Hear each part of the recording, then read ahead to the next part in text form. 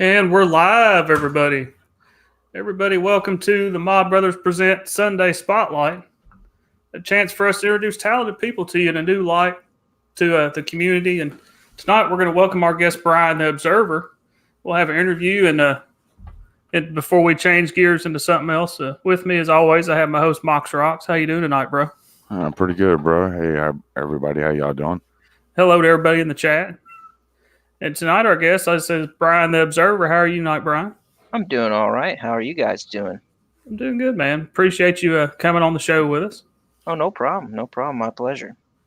And if you'd like to, you can go and take a minute to introduce yourself to everybody who doesn't already know who you are. Well, my name is Brion the Observer. I have a little YouTube channel, and I've gotten into writing and producing comics, and just kind of hanging out with the indie comics community, bled into the Phantom Menace, and I'm just having a whole bunch of fun, learning a bunch of stuff about different people, different channels, and going beyond just fandom, and even learning about useless facts, things that I've observed. Hence the name Brion the Observer. Yeah. All right. Well, we'll start with some starter questions about some things that a lot of people may already know about you, but some may not. A lot of people may or may not know you work in the audio field. So what led to your interest to working in the audio field? Well, it all started, when I was a kid. I could easily pick out the sounds that was coming from, the different speakers of like a home stereo system. And of course, my parents, they played in some like oldies cover bands, and then my brother, he played too. I tried to play a little bit, but my talent was actually just honing in and zeroing in on the actual sound aspect, and just what would bother me sometimes. I would be sitting there and I would be listening to like a band or something, like a cover band, and like when that guitar solo hits, and I'm thinking, how come no one's bringing up that guitar when it's playing that solo, and things like that, where you just kind of know, and you just kind of feel it. And so I don't know, I just enjoyed doing it. I started volunteering, and I realized, hey, I could get paid for doing something like this, so I just took the stick and ran with it. What kind of experiment, if any, did you do with technology before you became a professional audio engineer? Well, I mean, when you take a look at a electric guitar amplifier, and it's got all those different knobs and everything, and then like the home stereo receiver, like the old school ones people have, and even today, I mean, now everybody's got mostly just boom boxes, iPods, or whatever. But when you look at the actual sound system, and you realize that a lot of that does the exact same thing, just one's bigger than the other, one's got more channels and features than the other, and so it's just like, basically you have an input, a preamp, you got the dynamics you mess with, and then you got the output, the signal processing, I should say. And I just thought, hey, I mean, this looks pretty simple to me, Yeah, so you had an understanding of the audio stuff at a pretty young age then. Mm-hmm. It seems like a lot of people passionate in the field, it's like they picked up on things like that when they were younger, almost like you were just born with a gift and things like that.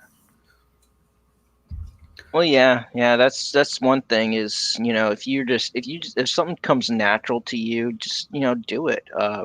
See if you can make some money off of it, and don't feel bad for making money off of it. There's nothing wrong with it. you need to eat, and they say that if you do something you love, you'll never work a day in your life. This kind of bleeds over into the next question. When you first started in audio engineering, what were your goals? Well, I just wanted to have fun. I just really enjoyed doing sound, and my goal was to just get to the next, just finish the performance or service or whatever, and just can't wait till I do it again. And then my goal was, hey, you know what, I can make a living off of this, move out of my parents' house, and just do it. And I did just that. And but one thing, when you do it professionally, you'll realize there's a lot of stuff that you don't want to work on that you have to. That's the actual work. Like there's that special music genre that none of us like, or there's that kind of snooze fest speaking engagement. But hey, that's easy money. You're just sitting behind the board, just making sure one microphone don't feedback. With all the technology and everything nowadays, everybody's trying to be a DJ, everybody's trying to be an audio tech. What pointers, if any, do you have for people that are actually thinking about making that a professional career? What could you share with them on that side? Okay. Well, first of all, no matter how great technology gets, the laws of physics will never change. And that being said, if you really want to get into it, just go ahead and spend some time at your you know local church or house of worship or community center, or if you're still going to public, still going to high school or middle school, take a look over at the theater, take a look at their drama class, and just kind of learn there. Spend some time with some musicians and things like that. um, and then you can kind of pick up on things, how things work. Granted, some might not always have it down pat, but you could see it, you could play with it, you can mess with it. And here's another trick. um, take you a good pair of headphones, put them on to, like, play your favorite song through those headphones, or your songs, and then you can just listen where each sound is coming from which speaker, how loud it is it got an effect on it, and just kind of pick things out. Just kind of deconstruct the mix right there in your head as you're listening to it, and just kind of absorb it. Just kind of pick it out. Like think of it as like a magic eye painting. You're looking at a magic eye painting, and you're trying to find that hidden image in there, but only you're using your ears. Oh, that's a good analogy. I've never thought about it. Of course, I guess I just listen to music. You listen to music. Oh, I mean, it's just like, oh, that's a interesting sound. I like that. How does that work? And you find out what effect they use, and you get to play with the parameters. And then you get to learn about frequencies. That's the human range of hearing. That's from 20 hertz to 20 kilohertz, and most humans are probably more like about 40 hertz to 17 kilohertz or 18 kilohertz. And the lower it is, the more bass sound, the higher it is, the more you know more treble, more high end it is. And then you could really, everything has a resonating frequency. That's the thing.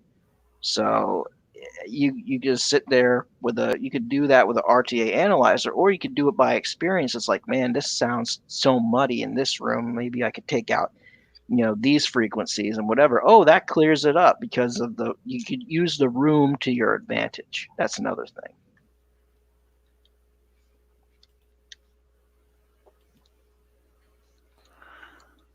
I think one of the things that I have been interested since I've gotten to know you and all this time is all the extensive different jobs that you have held over the years, not just in the audio engineering, but also as LLC and all the other things that you told me about over the last year and a half, 2 years. Would you like to shed some light on some of that for everybody? Okay, you want to know about the different jobs I've had? Yeah, I mean, before I realized I get paid doing audio visual, and then also there's some some slow times depending on where you live. But there's other jobs that I have done, especially in high school and community college. So yeah, I've been a bowling alley attendant, a janitor, fast food worker, deli clerk, bakery clerk, warehouse worker, car wash attendant, electrician's helper, stagehand. Um, Gee whiz, what else have I done?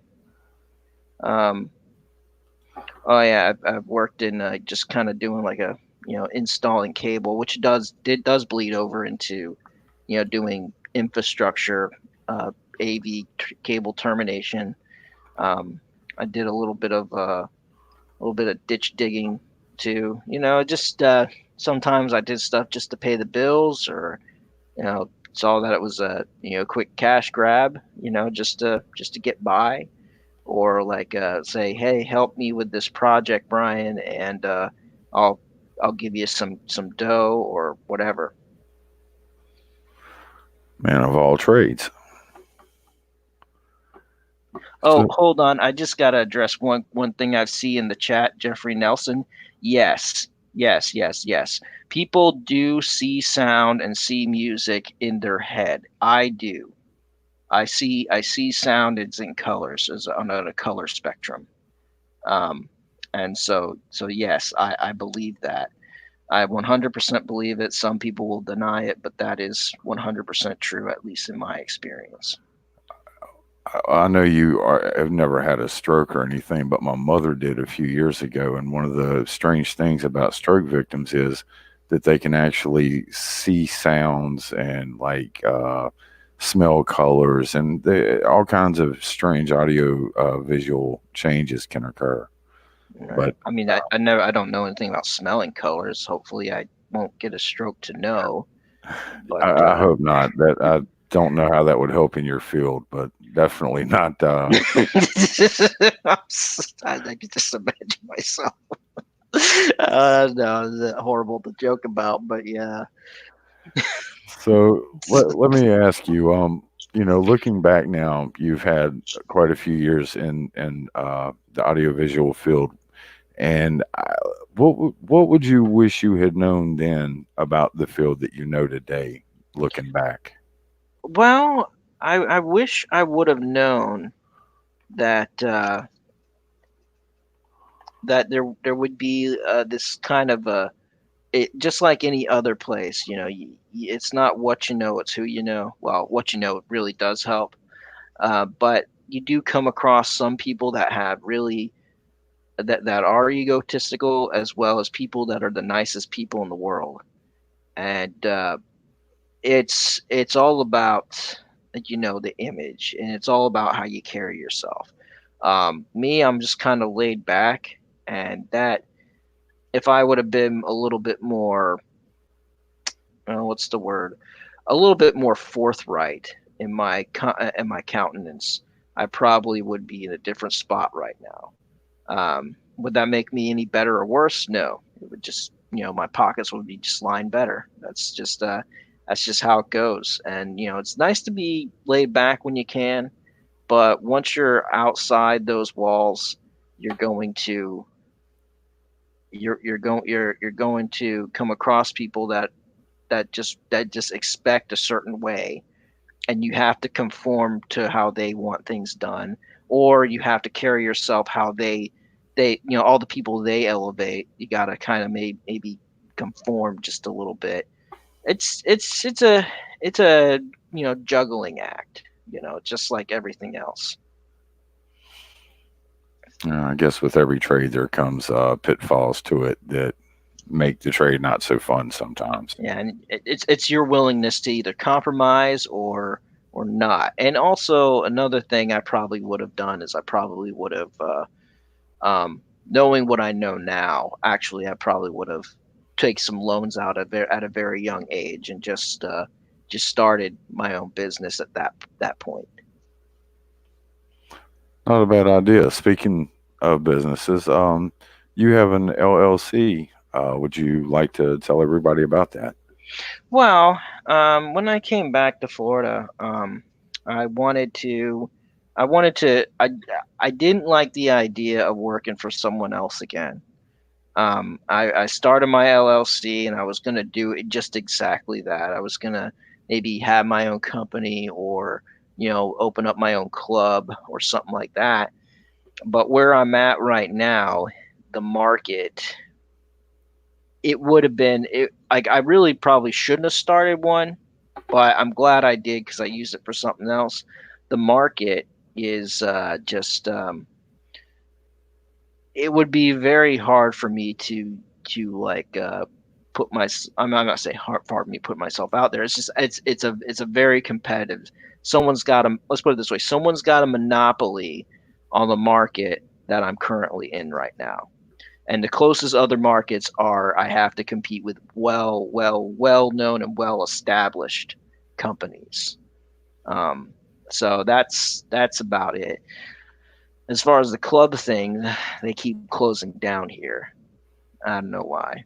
Because people like they treat their customers like their friends, and that gets them in trouble. Which is not bad to have a loyal customer as a friend, but you know what I mean. Like, those loyal customers that you treat as friends are sometimes would take advantage of you and not be a real friend, if you know what I mean. Oh, yes. There's certainly a difference between business and friendship. Yeah, yeah. It's like free drinks, free drinks. Oh yeah, no, no. Never give out free drinks to your friends if you own an establishment. I mean, not saying never, but you know, don't make it a habit. It's like, oh yeah, he's cool. Give him a free beer like every night. Don't do it. Don't do it. I've seen too many businesses go under by too many people I know that did that for their friends. It's not a healthy practice. But I use my LLC to just go ahead and do the books and the comic books. Ah, okay. Well, speaking of that, um, how old were you when you first gained interest in comic books and art? I would say about 8 years old. I just had this. It was right about that time when Toy Biz came out with their Marvel action figures, especially their X-Men line, and you know, and my dad was like, "Oh yeah, yeah." I mean, it's like, forget Ninja Turtles. Here's X-Men. Of course, my dad being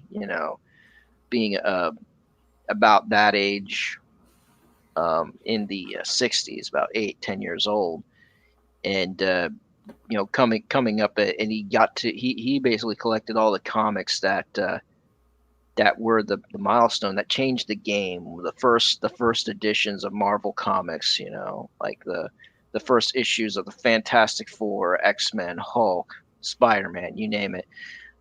So yeah, he was all for that, and so he would tell me all about those different issues and different stories. And of course, I only saw the Hulk on TV and Spider-Man, a little cheesy cartoon show, and some of these other characters. And that's when I first really got interested to, who are these people? Who are these characters?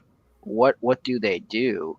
And how are they saves the day? So much more than the you know good guys and bad guys in tights beating each other. So I got to go down to go, like, you're in any given store, you just go to the spinner rack, you see the comic books. Now you can only find them in comic shops, but that's about it. So I started collecting, some X-Men, some Spider-Man, um, and I was really intrigued. So that's what led me there. And got the video games and everything else, the T-shirts, you name it. So how old were you when you stopped following comic books? I would say about 16.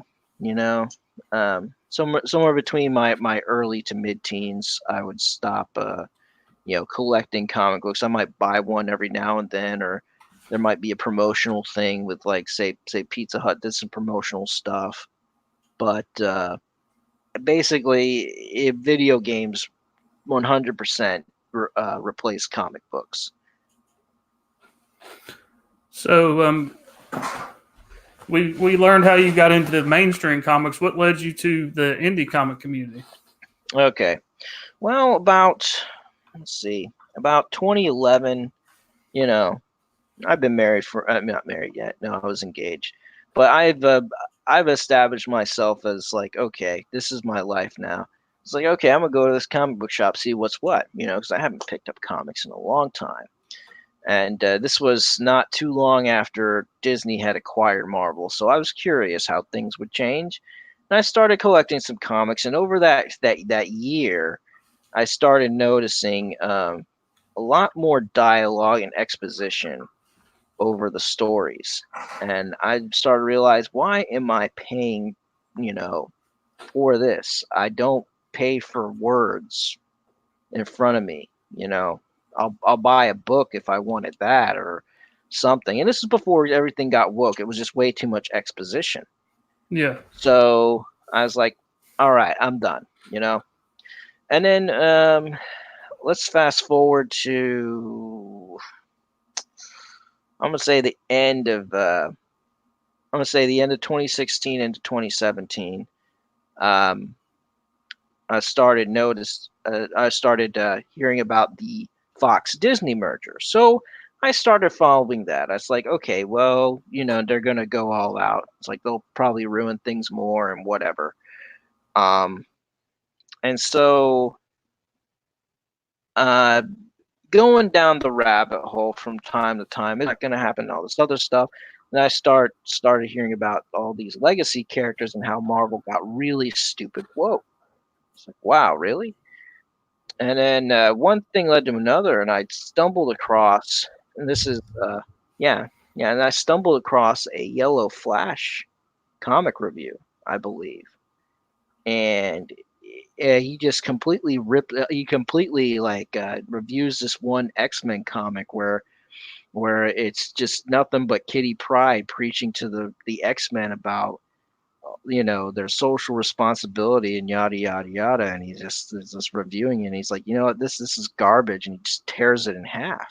And then from Yellow Flash, I started going down the rabbit hole and coming across other channels like Richard C. Meyer, Diversity in Comics at the time. Now it's called Comics Matter, and so on and so on. And so I started getting involved with the community, and I joined Twitter because of it. And lo and behold, one thing led to another, and I've always had this because right before I stopped collecting comics most recently. I actually started, just kind of writing stuff down. It's like, okay, maybe I could find someone to draw, and then saw how futile things were, and I was like, no, I just gave it up completely, walked away from it, and now this whole thing happened with the indie comics, and it just exploded.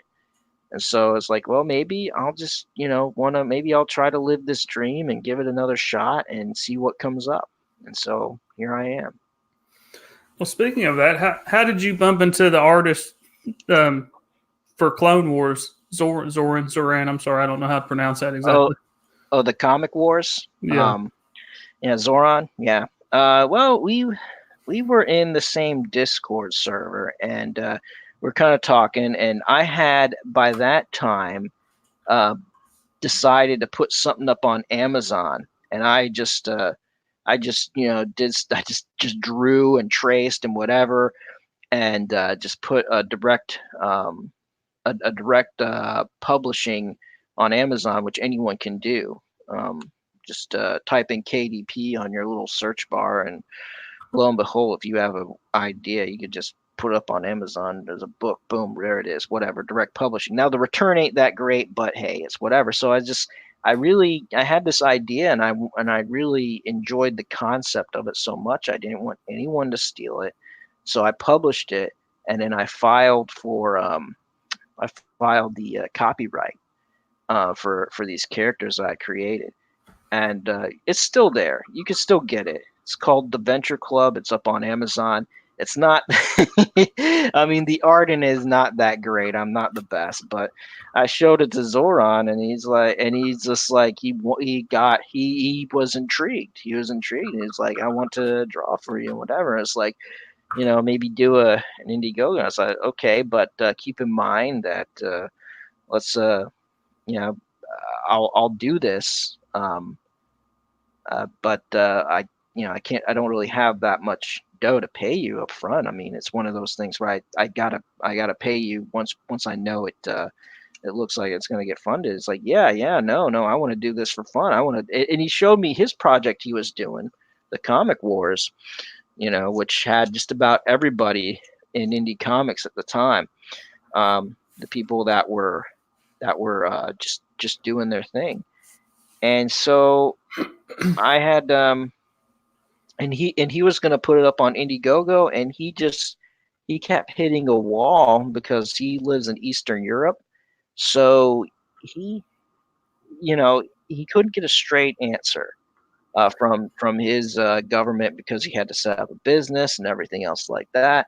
And I said, well, when it push comes to shove, if you want to do it, I do have an LLC. So what we'll do is when the time comes to launch it, I'll put it up, and once we get it funded, and then I'll make sure that you get the money, the money after the logistics, because this is your project, you worked on it, so that's what I proposed to him. And so again, he tried, and he's like, well, we'll just have to do it this way.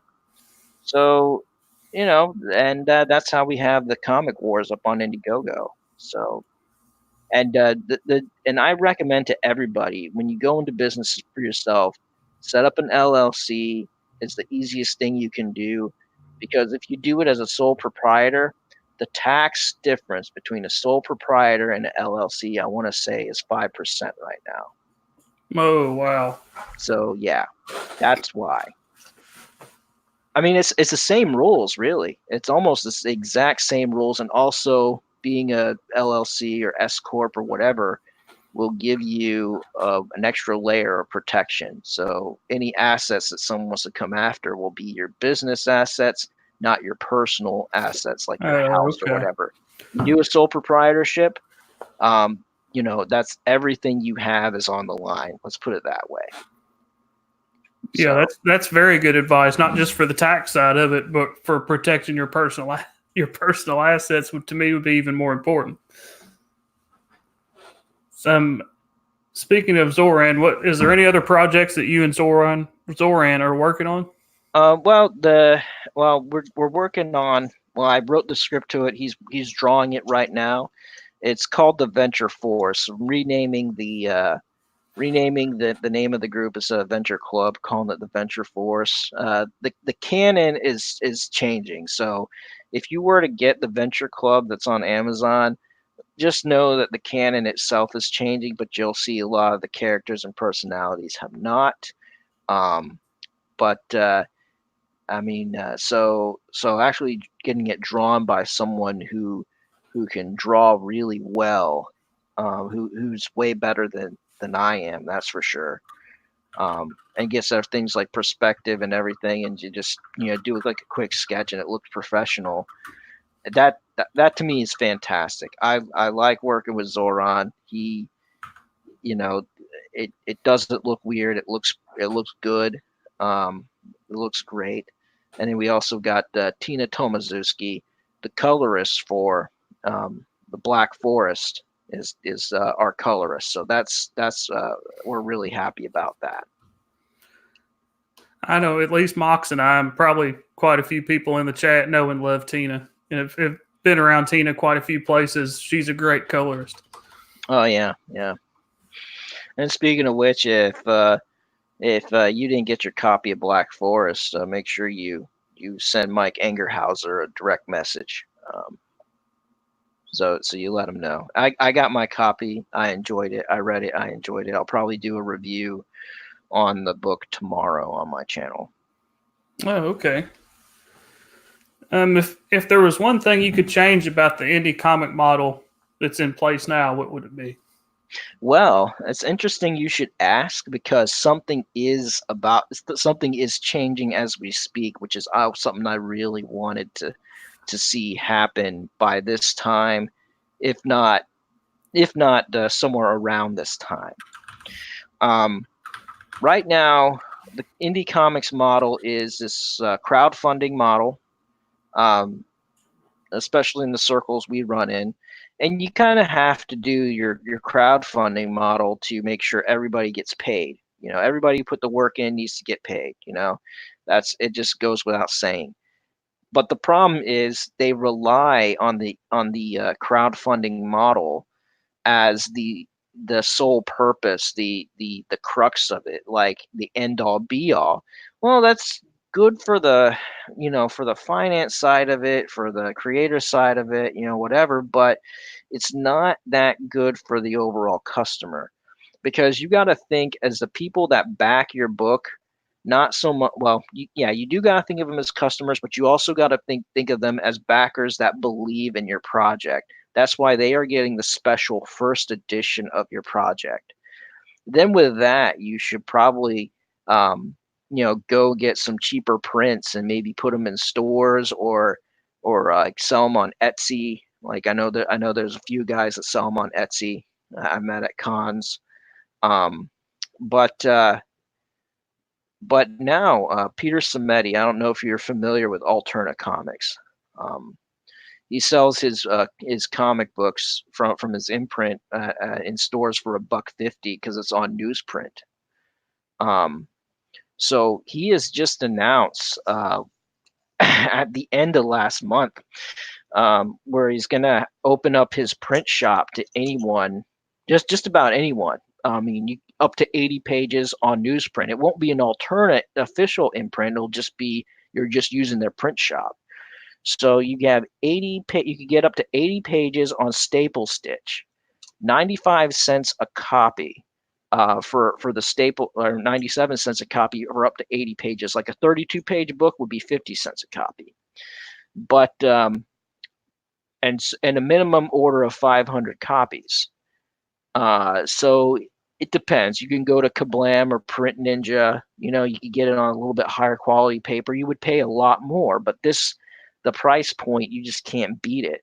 And then also, he's going to be launching a to where it's called alternate distribution, kind of like what Diamond is doing, except for if you have some extra prints, like say you overprinted on your Indiegogo or Kickstarter. You would sign up for Alterna distribution, and then it's like, okay, I'll order X amount of copies from you, and so he orders that amount of copies from you, and then you send it to him, and then he puts that in stores. So I think that right there, and if people have the same idea, and I know I've talked to a few people that have the same idea as he has, but he's actually doing it and launching it. This is going to cause more competition. This is going to put more books in stores. And let's face it, guys. I mean, outside the circles we run in, 90% of consumers that go to comic shops don't know about the indie comics. They don't know about Comics Revolution. They don't know about Comicsgate. They don't know about all this other stuff. They don't follow the Twitter. They don't follow the YouTube. They just like, oh, hey, well, there's a new book. That looks awesome. That's an awesome cover. Oh, how much is that? Okay, that's a few bucks. I'm going to buy it. That's what they do. They go to the comic book shop every Wednesday to get new comics. That's where the watering hole is. And so that's what I wanted to see indie comics go, is into the comic shop. And someone's doing something about it, and I'm happy about it.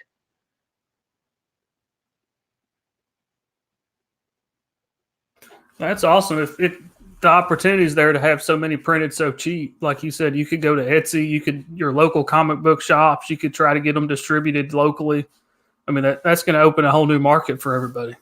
Yeah, and you just put a little ad for your little website inside those books. Like, bam, bam, go to suchandsuch.com for more great products and information.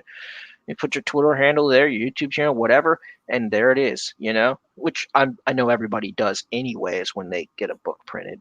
Yeah. But anyways, it's and not just that, he's also saying, within a few years, he's going to try to get into other stores, not just comic shops. Let's bring it back to the days where you could go into a Walgreens and go to the spinner rack and pick up a Spider-Man comic, right? Oh yeah. Yeah.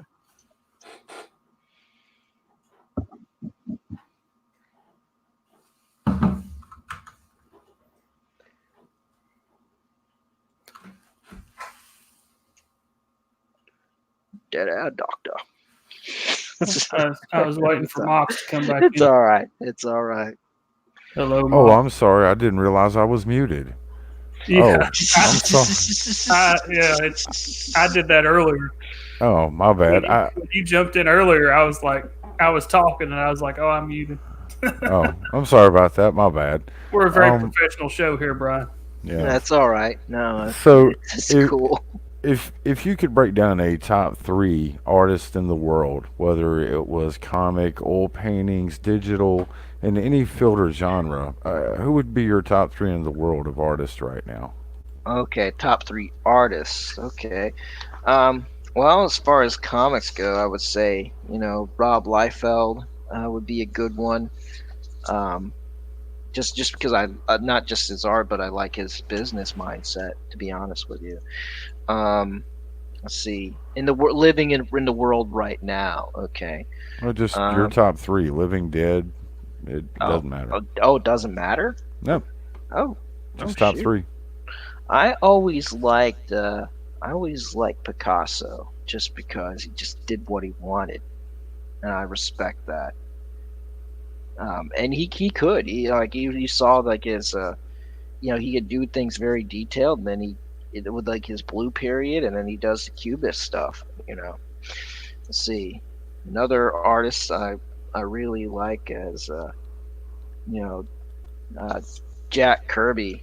I mean, it's he is someone that I admire for what he is able to do. He was super fast, and if you look at the old Marvel comics done by Jack Kirby, like, it doesn't look all that detailed other than the cover, but it looks right and it fits, and it just, there's something about it. Just just a few quick strokes with a pencil, it's done.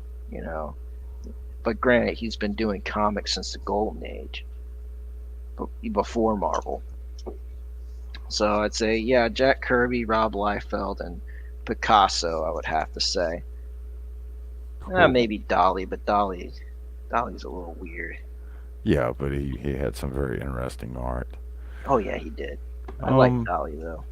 Yeah, I got into his art in the last few years, I'll just say. I'm just wondering, because I know of a couple of things that you've told me that you've figured out on your own just messing around, but are there any tips or tricks that your knowledge of the audio and engineering field, or curiosity in that field, has transferred over to your YouTube or online life that you might want to share? Okay, well, I mean, the idea of making sure you have good signal, a solid audible signal, and you're not distorting, that transfers over quite a bit. I know that when I do videos with my phone, even with my headset is not it's not the best. It's not the best noise canceling. Whereas opposed here, the headset I'm using here right now on my computer, it's good. And you don't have to. Here's the thing: here's my number one tip. No matter what you're doing, whether it's YouTube videos, whether it's you're doing your own recording for your own song or whatever, or you have your own band, don't be a sucker and go for the high dollar microphone right away. Go with what works. If you could take something within the $30 to $50 range, or even $100 would be the limit, I say, and you can make it work. And that, you see, it's one of those things that's always bothered me. Just because it's the most expensive doesn't mean it's the most practical. Not saying it's bad. I'm just saying it's not always the most practical. Make sure you budget yourself, and also keep in mind that the closer you are to the microphone, the louder, the more clear you'll be. And it's called and if you get it too close, you'll get a little boomy. That's called proximity effect. And if you are far away from the microphone, people can't hear you that well, well, you're not doing yourself any favors. Even if you do crank that mic up to 11, it's going to sound like crap. It's going to sound airy. It's going to sound echoey. It's going to sound it's going to sound like the worst thing you've ever heard. You guys probably heard it before on some of the more amateur videos that you've seen out there. Oh yeah. Yeah. I have when I started streaming, and it's still the same microphone I have. I finally put it on a mic arm because, like you said, getting it closer to you makes it sound better. But I have a Blue Snowball, which is like one of their cheaper microphones. Oh yeah. But yeah, Sorry, I just gotta address this. Dark Gift Comics. That's actually a really good microphone. The MXL 900. Even though it's cheap, what was it? I think is it still $60? I mean, yeah, okay, yeah. I mean, yeah, the MXL 900, the one that looks like a soup can, is that the one? The Dark Gift Comics. I believe that's what it is. I could be wrong. I could be getting it confused with another one, but that one I've used it before, and it's not that bad. And so you use the Blue Snowball, which is actually pretty good. Blue has been making microphones for years, and they actually have this one that actually has a typical mic connector called it's just called the Blue. It's just a blue and it's a ball, and everybody says, blue ball," and it's a little studio joke. But Blue has done some awesome things. They partnered with EV, that's Electro Voice, over the years, which has a phenomenal reputation. And I've used Blue mics before, not so much on my own, not so much for a broadcast situation, but for just kind of like an in studio type of thing, and they sound great. They know what they're doing. So to just have like a scaled down model with that, and what is it? What you got? Like a USB connector goes right into the computer. It's just goes straight to the computer by USB. It doesn't have any settings. Or, the Blue Yeti that you see a lot of streamers use has all these different buttons and switches and stuff. This is just you plug it in and use it. No, you don't need the Blue Yeti. You don't. It's a way to get people's money, and they know it. Oh yeah, that's what I said. I knew of a couple other YouTubers that use this microphone, and I had heard it on streams. I was like, I mean, it sounds all right, and then you see the other ones, and it's like the Blue Yeti was like the go-to for streamers. Then I started looking at prices, and I'm like, I don't know how much I'm going to do this live streaming stuff anyway, and I don't know what all those switches and buttons do, so I'm going to buy the Snowball. Oh yeah, Dark Gift Comics. Okay, yeah, I remember. Yeah, it does, the one that does come with the other like small diaphragm condenser. Yeah, the set itself, $100. Yeah. Yeah, but no, those are not bad. That's not a bad starter set. The MXL set is not a bad set, and neither is the Samson drum mic kit. Jeffrey Nelson from the chat has another question for you before we change gears. What company do you consider to be on the leading edge of audio technology, Brian? Oh, that depends. I mean, shoot, here's the thing. That I wouldn't recommend Meyer, even though they claim to be. And I know people that are Meyer snobs. The Meyer makes a good product, but it's very expensive. Right now, it is the Dante technology for routing. It is fantastic, and it's all digital, and it's all done through Ethernet. And that's fantastic. Where you have an Ethernet type of patch point, and it comes back to a hub or a switch, and it comes out as the analog connectors like XLR or quarter inch. That's fantastic. And then also they have Dante compliant boards that are like the new Yamaha DL series. Or QL series, I'm sorry. Another thing is what was that one? Crap. Escapes me. Crap. Oh yeah, the LA or La Acoustic has a very good line array system and subs. And that's another thing is line array systems. It really, I mean, this is going to be an unpopular opinion, but really, what great technology when it comes to sound reinforcement have we had outside of the trapezoidal speaker cabinet? That has never changed. Now, a line array system will have a bunch of those all in one line. You could kind of variate, but what happens? You have to have a lot of those, or you have to kind of curve them or whatever, because when they get too close, when the speaker projection cross paths with each other, it gets a little out of phase.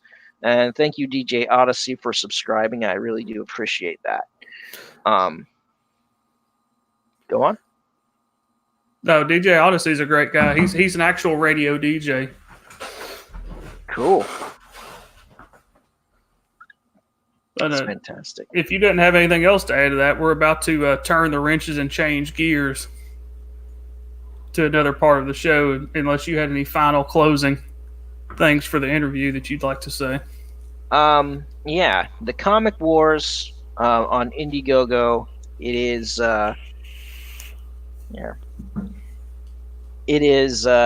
it's got a week left. Here, let me share it. It's got a week left, and we are less than halfway there. And it's got all the different people from the indie comics movement in it, just parody and satire. So you got Zach, you got Ethan, you got Mitch, you got Mike S. Miller, and then you got some other people. You got Cecil's in it. You got Tug. You got Yellow Flash, and we even have a double page spread that we got into a poster. And a lot of the people from like various chats and are in the movement, at one time or another, are in that double page spread that we got into a poster. Like, you get the book and poster for $12. You get just the book for $8, and then for $15 is a 2-pack. For like $22, you get 2 books and 2 posters, and it ships worldwide except for the bootleg bundle, which is only in the United States, where you get 9 copies of the book and the poster for $40. It's a 26-page satirical black and white comic book, and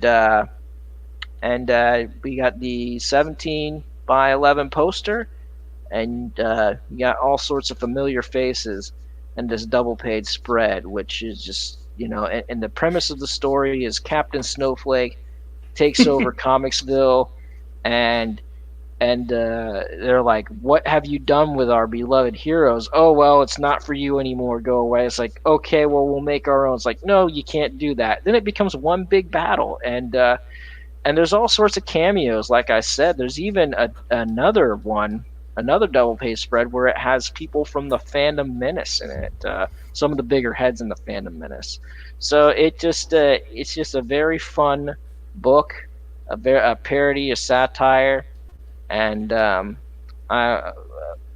hope we get it funded by midnight October 6th. That is the last hour to fund it, and if we don't get it funded, it doesn't happen. It's at a $1,500 fixed goal.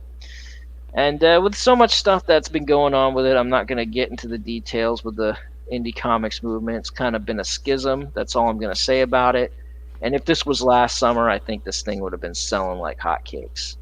But that's all I'm going to say about it. Looks like a great story, great art, and I love the story. It's hilarious. Oh yeah. Zoran's a good artist. We're about to change things up a bit and turn the wrenches and change gears a little bit, and learn a little bit more about you, more random questions. Okay.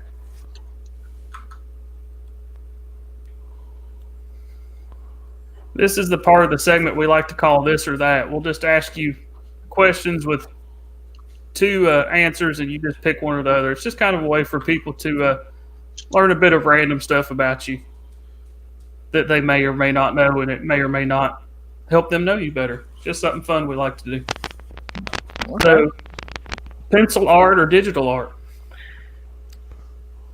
It depends. I mean, some of the best stuff I've seen was pencil art, but I also seen some phenomenal digital art. I've kind of split on that, really, because I've seen some people that have taken digital art and made it look exactly like pencil art, and I've seen some people do very amazing things with pencil, and I'm kind of split. I guess I'd lean more towards the pencil, but I want to say 60-40 pencil. Android or iPhone? Android. I agree with you on that one. Clean the fridge or clean the baseboards? I'm sorry, what's worse? Clean the fridge or clean the baseboards? I want to say the fridge. Okay. Frosted Flakes or Lucky Charms? Frosted Flakes. Motorcycle or car? Car. Which do you prefer, to shop at a brick and mortar store or online? Personally, I like going into a shop. I like going in and just kind of like perusing around and seeing, Now, I like going online when I know exactly what I want and what I'm looking for. Yeah. The only problem is when you go online just to peruse, you go down a rabbit hole, and you wind up 2 hours later looking at stuff that you didn't intend to look at in the first place. Like, oh wow, like I really don't need this, but it looks cool. Yeah, YouTube can kind of be the same way. You go to watch a video, and then it suggests you videos, and 10 hours later, you're watching a how-to on how to grouch your tile, and you're not even thinking about doing that. Yeah, exactly. And like you go to a brick and mortar store, even if you know what you want, you go to a brick and mortar store. It's a chance to interact and meet people in real life. Even though having online friends is good, but nothing beats a face-to-face interaction. Action movie or drama movie? Action movie. I agree with you on that. Okay, I'm gonna take a run at you. Snakes or birds? Snakes or birds? Uh-huh. Are you talking about what I'm afraid of or what I like better? Well, which one would you rather pick, this or that? Snakes or birds? Okay, well, I guess the birds, but I don't know. They could crap on you. Yeah, you don't have that problem if you pick a snake. Yeah, you just kind of walk away from a snake. So I guess snakes, I suppose. Okay, RPGs. Do you play D&D or Vampire? I haven't played either one of those, to be honest with you. Oh, that's a I'm not a RPG type of guy. I mean, I like video game RPGs, but I don't like the. I don't know. I never really played a RPG outside of a single one player platform video game. Yeah, I played the tabletops and done LARP, and that can be a lot of fun. Okay, Klingons or Romulans? Now, is this would I rather have a conversation with, or would I rather date one? Well, I mean, whatever you feel comfortable with. If you want to talk to it, fight it, or get your groove on, whichever one, this or that. Dadgum, man. Because, I mean, there's some I would rather do with a Klingon and some I'd rather do with a Romulan. It's the hard part of the show, man. You got to pick this or that. Mox is getting down and dirty. Dadgum, these are hard questions. Oh. I guess I'd probably get along with a Klingon better, but if I'm going to get my groove on, it's going to be with a Romulan. Okay. Sausage patty or sausage links? Can it be a smoked sausage link? No. That sausage link is actually more manageable. Okay, I like them better too. Um, Friday night out or a Friday night on the couch? Depends on how tired I am. It depends on my mood, to be honest with you. If I'm like all tired and whatever, I'm gonna stay in. If I'm like, man, I got to get out of the house, I'm gonna go out.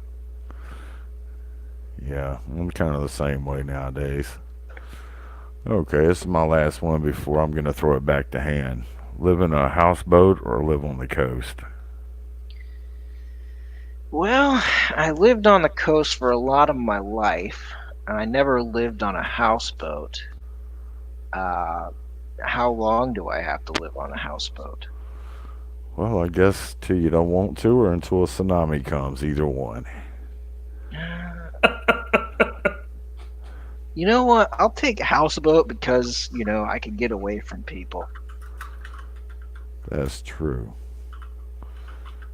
Eating fish. It would be an easier question for me if you said a sailboat instead of a houseboat, because to me, houseboat means like a lake. Sailboat means you could go anywhere in the world you wanted to. I've been on a sailboat. They're fun. Sailboats come next week. All right. You thought that was hard, Brian. We're about to go to the last segment of our show.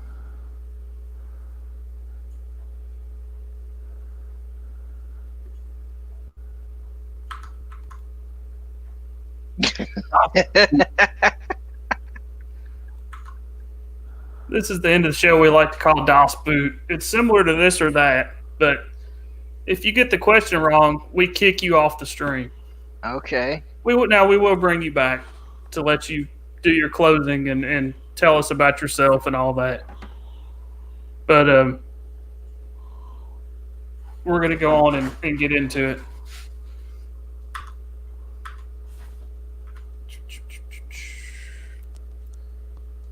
$9mm or 45? I probably would prefer a 45. I would as well. Camaro or Mustang? Dang. Probably Camaro. Bass boat or a jet ski? Fast boat. 4 high or 4 low? 4 high or 4 low. Yeah, like in a 4x4, like a 4-wheel drive. Oh. Probably a 4 low. Freshwater or saltwater swimming? Freshwater swimming, even though I like salt water. Yeah, then you have to wash it all off. It's a pain, especially if there's sand involved. Okay. Car race or a boat race? Car race. Good answer. ACDC or Metallica?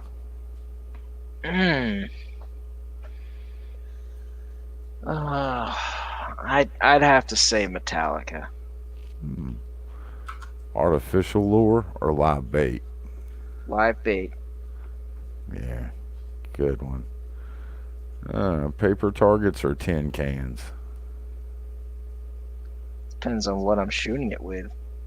I don't know. Tin cans look to be more fun. I haven't done it, but I want to. Grew up doing that. Well, gator meat or possum meat? Gator meat. Yeah, I figured you'd go with that one. Here's the funny thing though. These were the throwaway questions. We wouldn't kick you off the show for these. Yeah. Okay. Yeah, you thought, man, this is pretty easy. I haven't got boot or anything. I thought I got lucky there. Yeah, those were the throwaway questions. Now we get to the actual nitty gritty questions. Oh dear. Spotlight or daylight? Daylight. Okay. Cast iron skillet or non-stick pan? Mm, hmm. Yeah, I mean, I do a lot of the cooking, so I actually prefer a cast iron skillet, to be honest with you. Okay. Mm. Would you clean that cast iron skillet with water and soap or salt? Yeah, I do water and soap. Das Boot. Das boot. Everybody knows you don't soap and water wash a cast iron skillet. Oh, it's so good there for a minute, Brian. I had such I'm faith. back. I had It's such been faith. so long since Yeah, I've used a cast iron skillet, though. Yeah, So we long. don't keep you back there in the green room too long. Yeah, you might find my stash back there. We can't have that. Hey, Rosetta Allen. Hey, Kenneth, the Kentucky Fam Gaming Channel. Hey, everybody that's jumped on here at the last minute. Appreciate y'all being here. So, as we wrap this up, Brian, you can go on and tell us about yourself again, your channels, the projects you're working on, anything else you want to talk about out here as we close. Okay, yeah. I'm Brion the Observer. I have a YouTube channel, and I also have a Twitch channel, which I don't know. I don't get much traction with Twitch, but it's there. I got the Comic Wars that I'm hosting. On my imprint from Zoran. That Indiegogo only has a week left. I got the Once Upon a Time in the Mediterranean is a book I did for a writing contest. I got what else do I got? Oh yeah, AtlanticComicBooks.com. You'll see if you click on the soapbox link tab, there'll be a 3-page webcomic preview to Adventure Force Chronicles, which I'm gonna be doing the other. I'm inking the other pages, which this one's different. This one I've used on graph paper, and then I'm using a light box to ink. So it helps me out with I'm learning to draw, and it gets you a good introduction to some of the characters that will be coming out soon. So yeah, there's all that going on, and you can follow me on Twitter. Now it's funny, whenever I share my Facebook link, it says, not found. So I would say that, but apparently I don't exist on Facebook. Yeah, I do exist. So, yep, I'm also there on that website, which I can't say on air. Competitor of YouTube, but if I say it, they don't like it. So thank you for dropping the link, Mox. I appreciate that. Mhm. So yeah, I'm just about everywhere, and yeah, and I appreciate being on the show, and just look for more content. I do comic reviews on my channel. I talk about other stuff like conspiracy theories and whatnot. I even give audio tips. So yeah, look out for that, and that's pretty much all I gotta say. And make sure you share out this video and hit the like button if you haven't. And tune in next Sunday for another good interview from the Mod Bros. Actually, next Sunday will be Name That Tune. Awesome. Yeah, we do Spotlight bi-weekly, so next week will be Name That Tune, the game show we've started playing every other week. Which But, I believe you're supposed to be on as well, unless you're working. I am not working. So this is your official invitation again to be on Name That Tune next Sunday if you'd like to be on the show with us. Well, that sounds fun. I believe we're going to have, we're hoping to have Mary, Mandy, and Anthony on there as well. But Yeah. we have to check with everybody else's schedule first. Oh yeah, good panel tune. That'll be great.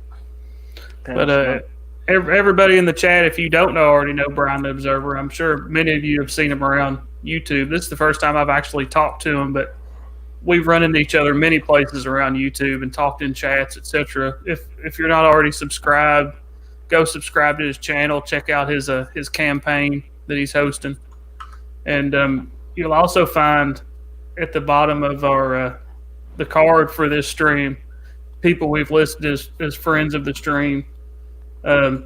Check out their channels and subscribe to them if you're not already. And that's going to about wrap it up for this week. Mox, you have anything else to add, bro? No, just make sure you sub to both these guys over here and ring the bell for notifications and catch us on Twitter to keep up with all the shows. Yeah, you'll also find Mox and I's Twitter in the card for the stream. Follow us on YouTube. Mox promotes a lot of indie content, a lot of streams. I cross promote a lot of the stuff Mox does. We mod for several people. We promote their live stream, so as well as our own stuff. So follow us both on Twitter to stay up to date on all that, the indie campaigns and all the live streams and content that creators are putting out. But Brian, we really appreciate you being here, Brian. We've really loved having you on the show tonight. It's been great to sit here and get a chance to talk to you as face to face as this can be. Well, thank you, Hanstar. Thank you, Mox. I really do appreciate it. And until next time, everybody, this has been a Mod Brothers Sunday Spotlight where the mods run the show and turn the gears. We'll see you all next week, same time, 10 p.m. Eastern time, for our game show, Name That Tune. I hope everybody will stop in for that as well. Until then, everybody have a good night, and good night, everybody. Night. Good night.